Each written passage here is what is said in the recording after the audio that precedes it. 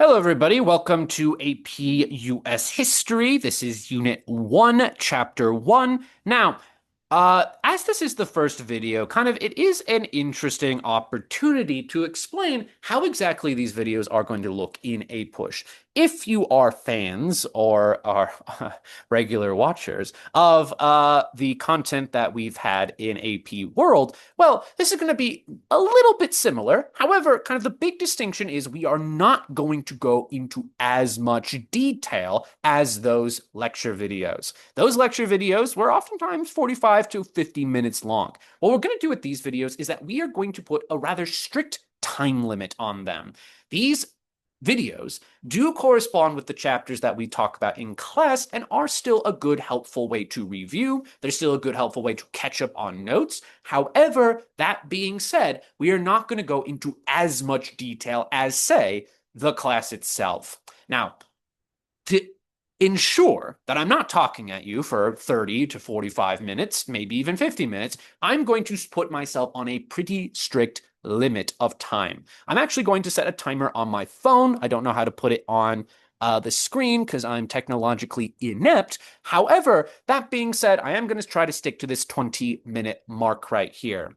Now, before we get started, a little bit about this chapter. In particular, where does it align with the College Board's lesson topics? Well, those are all the lesson topics right there, covering everything from indigenous societies in North and South America, but also talking about European contact, the earliest European exploration, predominantly with the Spanish, the French, the Dutch. We'll talk about the English in a separate chapter. Those are the lesson topics if you're following along using the College Board, using AP Classroom, or using the textbook using some AP prep materials. All right. So, with all of that out of the way, let's get it started in here, to quote a song. All right. 3, 2, 1, Joe. All right. Now, the first part of this particular unit is talking about Native American societies. Now, there is obviously a lot of nuance going into this and a lot of detail that we simply cannot cover in the context of our class or definitely in the context of this video. So, kind of all of these themes that we will talk about are not universalizing. Remember, Native Americans are not a monolithic organization. There are thousands of different organizations. There are different groups, different tribes, different communities, different languages, different religions, etc., etc. However, that being said, the College Board does want you to know some general characteristics based on geography. Now, let's get into that geography a little bit. Kind of one area of Native American settlement is going to be the modern day Southwest, predominantly kind of using our wonderful home state of Arizona as the example of that. Now, these Southwestern Native Americans were predominantly sedentary, which means they stay in one place, and predominantly utilized irrigation and agriculture. Kind of sedentary Native Americans made use of native crops such as things like corn, things like squash, things like beans. This three-way relationship right here is going to be known as the Three Sisters, which makes my... Never mind. So, Hopi and the Pima are two examples of this. You don't need to know specific things about these groups of people, but generally having those knowledge examples, that's going to be important. In the Eastern Woodlands, that's kind of this area, modern day Illinois, modern day Appalachian country, so to say. This is going to be the Eastern Woodlands. And now, what defines these Eastern Woodlands people is that they are also predominantly sedentary. There's a little bit of nuance, but predominantly sedentary, making similar agricultural adaptations as Southwestern Native Americans. Now, we see this especially in the form of the Chacoya mounds. Now, this was actually a civilization, a society, an urbanized society that existed along the Mississippi River, or near abouts the Mississippi River in modern day Missouri, or Missouri, as normal people would say. Now, similar adaptation, corn, beans, and squash. Now, we're going to move over here to the northeast, and in this region right here, kind of the little bit of nuance that we see is that rather than being defined by either sedentary or nomadic, we see kind of a mixture of both, a semi-nomadic civilization. And obviously, there are a lot of different indigenous groups in this region of modern day United States, of modern day Canada, but they do involve people that have kind of regular places that they live, but they are migrating based on the seasons. The best example of this are the Iroquois.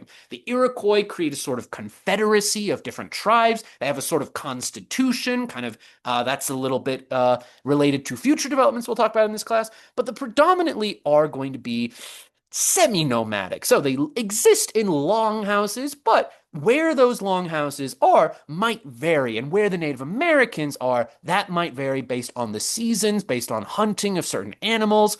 However, there is also sedentary agriculture. It's a mix of hunter-gatherer and agricultural, kind of moving based on season, but having fixed locations where you're moving to.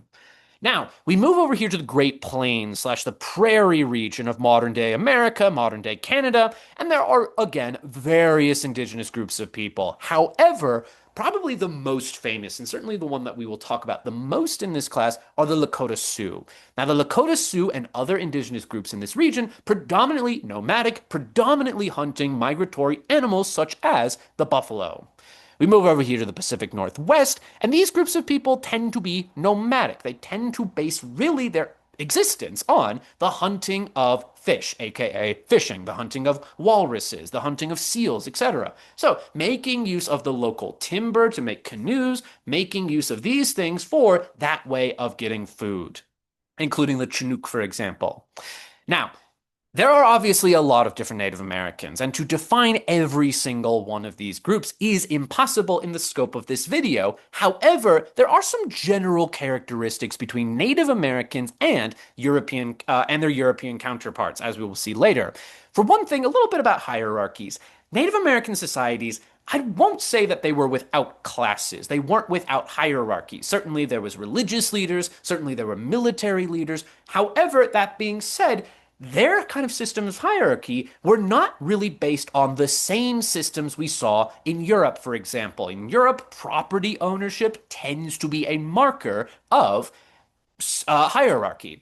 However, in these indigenous societies, there isn't the same view of property, or at least how it defines their social hierarchy position. There might be a chief, there might be a shaman, there might be some sort of religious leader, but that being said, it wasn't as rigid as we see in Europe with the nobility, the three estates, for example, in France.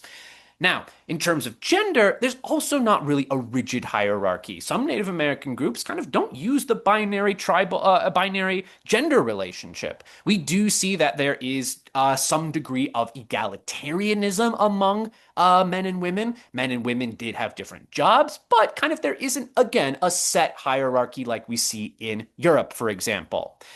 And that relates actually also to the idea of land use. It's a little old and out of date to purely characterize indigenous people as this sort of hippie, symbiotic relationship with the land, but certainly it isn't as domineering of people over the environment compared to places like Europe. There is kind of this sense of oneness with the land, kind of this idea of respecting the patterns of the buffalo, for example, making sure that not many of them were hunted outside of the needs of the tribal community, for example. In terms of religion, there's no one Native American religion. There's a lot of different cultural practices, but generally, historians have characterized Native American religions as generally polytheistic, as animistic. However, those terms are a little bit there should be some nuance there. We do see that there is this idea of animism. That is generally true. The polytheistic is, some Native American groups do have this kind of creator figure, as a sort of figure who has different aspects, different forms, different avatars, if you will. But we do see that generally there kind of is this association between the spiritual world and the natural world. And then, of course, this contrasts, at least in European minds, with ideas of Christianity. All right. Now, speaking of the European mind and a little bit about Christianity, let's talk about European exploration. Oh my God, I can't do it. There we go. There we go. Let's go. Let's go. There we go. European exploration. Now, what causes European exploration? By the end of the 1400s, 1492 is famously when the Americas are first encountered in the post-Renaissance period. But what are some of the causes of this exploration? Why did Europe go out of its way to explore the oceans? Why did it do these things? Well, there's a lot of reasons, but one of the most important reasons for European exploration is searching for a sea-based route to get to China and India. The Ottoman Empire, remember, sort of closed off European connections to the Silk Road, but European desires for luxury goods from East Asia were still heavily prominent. So, kind of looking for passages to get to India, that's a movie right there, but looking for passages to get to the East Asian countries, that's going to be one of the big motivations for Spanish colonization. For example, the desire for a northwest passage, that's one of the big desires for many European countries. Naval technology, like the caravel, like the astrolabe, like the lateen sail, like the compass, these things, mostly diffused from the Islamic world and China, they're going to allow European explorers the ability to explore the Atlantic and the Atlantic Ocean in search for a route to get to China. However, kind of additionally, the process of state centralization. Remember, Europe is undergoing the radical transformation from the Middle Ages to the more modern period, and that means that governments are essentially becoming more centralized. This is important because these European states, they need the funds, they need the ability to raise money to pay for exploration and colonization. We saw that with Isabella and Ferdinand in Spain. We see that with Francis I in France, for example. It's funny how that works out. Francis, France, whatever. Now, these new monarchs, if you will, they are going to be able to support explorers to look for these passage routes to East Asia. For example, Christopher Columbus, he's the most famous of these examples. There's Champlain that the French are going to hire. And there's also Henry Hudson as well that the English and the Dutch kind of seem to both jointly use. Now, the effect of this European exploration is going to lead to colonization, of course, but one of the most immediate effects, and definitely one of the most significant for global history and for Native Americans, is the Columbian Exchange. And that Columbian Exchange is visualized on the screen right here. It is the transfer of plants, livestock, and diseases from Afro-Eurasia into the Americas and vice versa. Now, the benefits of this Columbian exchange are mostly felt in the Old World, in Afro-Eurasia. That includes increased population, thanks to access to corn and potatoes, for example. It's access to tobacco as well in Turkey. These things are going to diffuse from the Americas into the Old World. But we do see that from the European perspective, the diffusion of these things from the Old World into the Americas. And that includes cash crops like sugar, for example. Sugar will help define the economies of many of the Caribbean and South American and Central American colonies. But we also see the diffusion of livestock like horses. Kind of that is a positive development for at least some indigenous groups, namely groups like the Comanche, groups like the Lakota Sioux, for example. However, one of the worst aspects of the Columbian Exchange is the exchange of disease, old world diseases that people in the Americas had no immunities to. These are going to help explain the rapid population decline indigenous peoples face thanks to European contact, including things like smallpox and influenza. All right. Now let's pop on over to looking at one prominent example of European colonization, probably the most important. I have 8 minutes left. Let's go. Let's freaking go. Spanish colonization. Now, the Spanish, of course, are the first to begin these contacts with the Americas, at least in the modern period. The Vikings don't count, apparently. But we do see that kind of there is going to be exploration further after Christopher Columbus. And kind of the motivation for the settlement and conquest of the Americas by the Spanish can really be described in these 3 G's right here: God, gold, and glory. We got to spread Catholicism. We got to get that gold. get that silver because we hear there's tales of it over there in the Americas. And we also got to prove that we're the best European country. Now, as you can see in the map right here, the Spanish are going to colonize a pretty good chunk of the Americas. But of course, the region that becomes the United States includes this area right here of modern day California, Arizona, New Mexico, and this area right here of Florida. Now, actually, in these regions, a little bit unique for the rest of the Spanish Empire is that there's not a lot of Spanish settlers actually in these places, at least compared to places like Mexico, at least compared to places like the Caribbean, and at least compared to places down here in South America. Now, that being said, kind of we do see that there is exploration by guys like Coronado, for example, but let's take a look at some general characteristics of the Spanish in places like South and Central America that do have some truth in North America as well. Now, we see that there are conquests, military conquests by guys like Hernan Cortez and Francisco Pizarro, Cortez with the Aztec Empire, Pizarro with the Inca Empire, and thanks to gunpowder, thanks to Native American alliances, thanks to the introduction of disease, they are going to be really successful in completely destroying these these indigenous empires like the Aztec and the Inca and allow for Spanish colonization. Now, this actually leads us nicely into talking about the treatment of the indigenous people by the Spanish. Now, to say that it was brutal is an understatement. We do see that in order to make a profit out of these colonies, the Spanish do make use of slave systems and coerced labor like the encomienda system. The encomienda system is not on paper slavery. It's on paper more like serfdom, but in reality, the practice is going to be rather brutal and is basically slavery. However, kind of the relationship is basically like this. The Spanish provide protection, quote unquote. They provide Christianity. In exchange, the Native Americans, they provide their labor, and they're working predominantly in mines and in sugar and other cash crop plantations. However, for a variety of factors, Native American enslavement is going to decline in favor of African slavery. We see that Native Americans died off because of disease, because of overwork. They could escape pretty easily because they knew the land. So we do see the Spanish do tap into the already existing transatlantic slave trade. Now, the kind of treatment of the Spanish, by the Spanish, of the Native Americans, it is a little bit more nuanced when you consider that a lot of the documents that we have of this time period, some of them are kind of influenced by this concept known as the Black Legend. Now, I need to say it again. Spanish treatment of indigenous people is horrific. However, that being said, it is a little bit doubtful some of these accounts, thanks to what is known as the Black Legend. This is the idea of European rivals to Spain propagandizing against the Spanish, saying that the Spanish were uniquely bad in their colonization of the Americas, their treatment of indigenous people. And this is going to be reinforced by the writings of guys like Bartolomé de las Casas, who do document the brutal treatment of the Spanish, but are sensationalized in the English and the Dutch-speaking world, for example. Again, the Spanish did brutally treat Native Americans. However, we do see that there is this sort of black legend, this propaganda, this mythos that maybe the Spanish were uniquely bad. And this is a way to make it seem like the English and Dutch and Spanish, and French, I should say, were better. When in reality, they probably weren't. Maybe at least in terms of the French, or the English, I should say.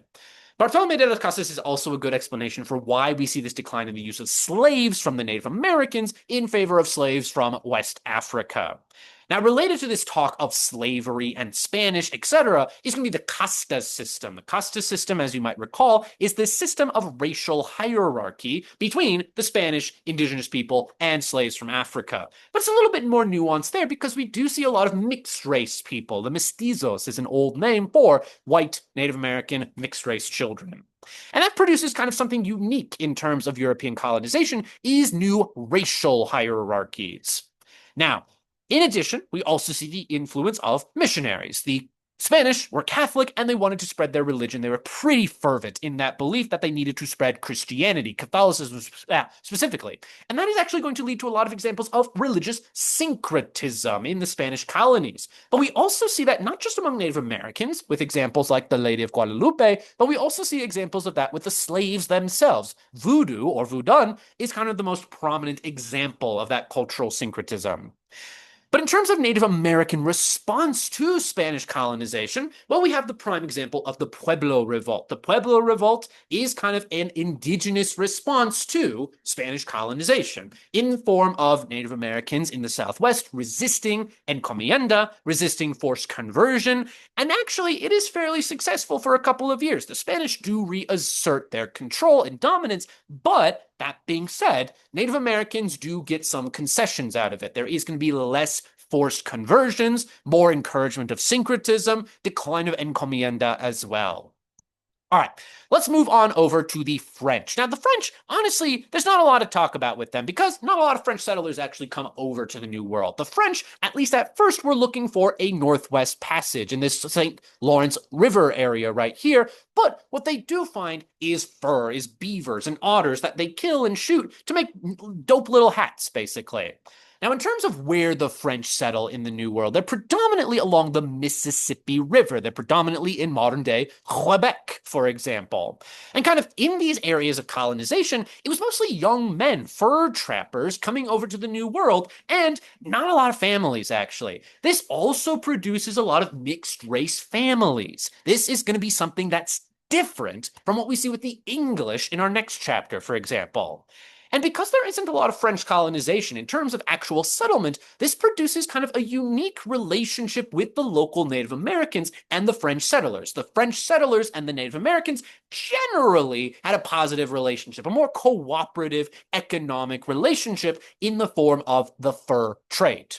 Now, speaking of the fur trade, we've got to talk about our last European settlement before the English, the Dutch. The Dutch are a little bit more limited in North America. They're more present in the Caribbean, more present in the Spice Islands in Indonesia, but they do have settlements up here in modern-day New York, what they called New Netherlands. But even old New York was once New Amsterdam, to quote that stupid-ass song. So, New Netherlands, New Amsterdam, these kind of regions right here, that's the area of Dutch colonization. Now, just like the French, the Dutch also didn't send a lot of settlers over to the New World, and that produced a fairly positive relationship with Native Americans. The relationship there is not necessarily one of displacement, although there is that does happen, don't get me wrong. The building of New Amsterdam did lead to the displacement of the Lenape Indians, for example, but there is a generally positive relationship in the form of the fur trade.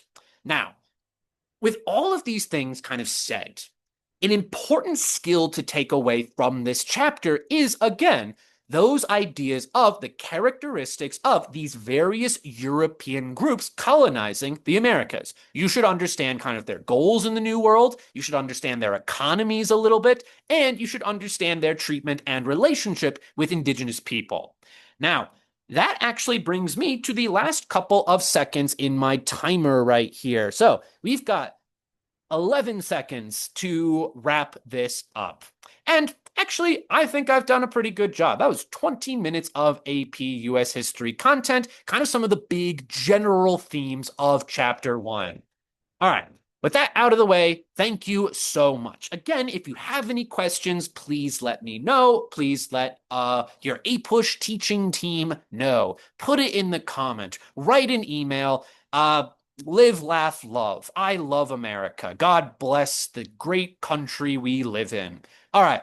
Peace out, dudes and dudettes, and the gender neutral term for dude, gamers. Gamers. You're all gamers. All right. God bless. Bye-bye. And stop recording. And